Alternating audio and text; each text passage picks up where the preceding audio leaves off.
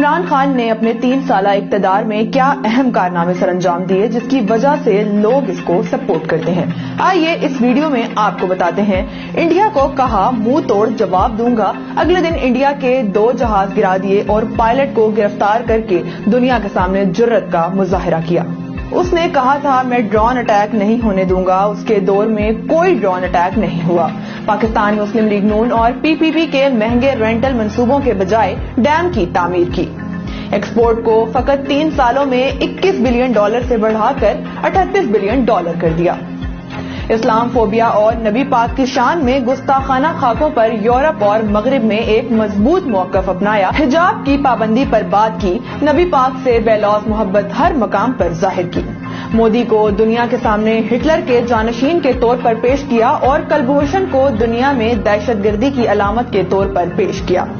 Recording میں ضائع کیے گئے $11 بلین جرمانے کو $9 ارب انویسٹمنٹ میں تبدیل کروا کے ملک اور قوم کی خدمت کی۔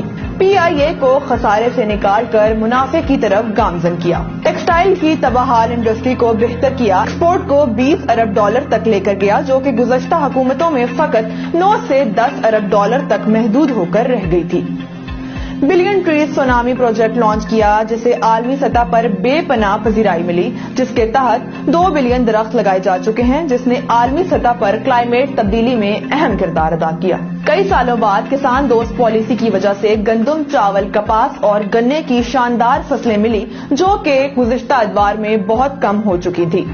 50 سال بعد 2 نئی نہروں کا منصوبہ لانچ کیا گیا۔ پاکستان ایئر فورس نے 1983 کے بعد پہلی بار نئے جدید جنگی جہاز خریدے جو کہ JF-10 کی صورت میں اس 23 مارچ کو ہمارے جنگی بیڑے میں شامل ہو چکے ہیں۔ بینکوں کو انتہائی کم ریٹ پر مڈل کلاس لوگوں کے گھروں کے لیے قرضے دینے پر راضی کیا، جس کے تحت بے شمار لوگوں کو قرضے دیے جا چکے ہیں۔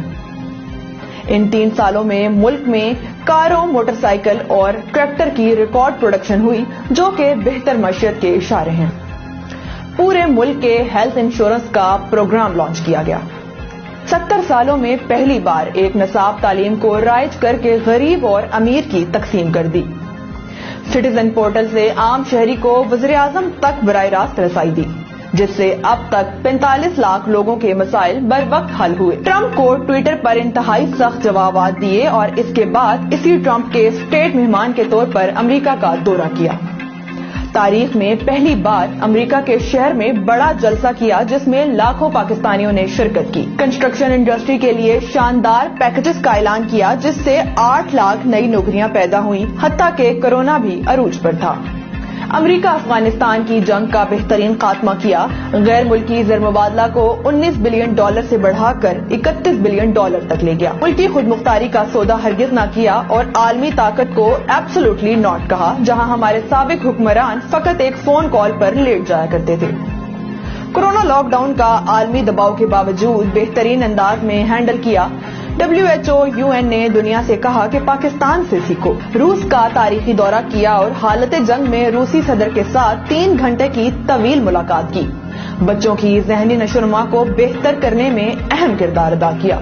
پاکستان میں سیاحت کے فروغ کے لیے مختلف کام کیے۔ ڈسکورز پاکستان چینل بنایا، سکردو انٹرنیشنل ایئرپورٹ کا قیام بھی ان میں سے چند ایک ہیں۔ IT سیکٹر نے 100% ترقی کی جس کی ایکسپورٹ کا حجم $2 بلین تک پہنچایا۔ صحافیوں اور چینلز کی خرید و فروخت میں ملوث نہ ہوا۔ تاریخ میں پہلی بار اوورسیز پاکستانیوں کو براہ راست پاکستانی بینکوں تک رسائی دے کر $3 بلین کی انویسٹمنٹ روشن ڈیجیٹل اکاؤنٹ کے ذرائع پاکستان لائے۔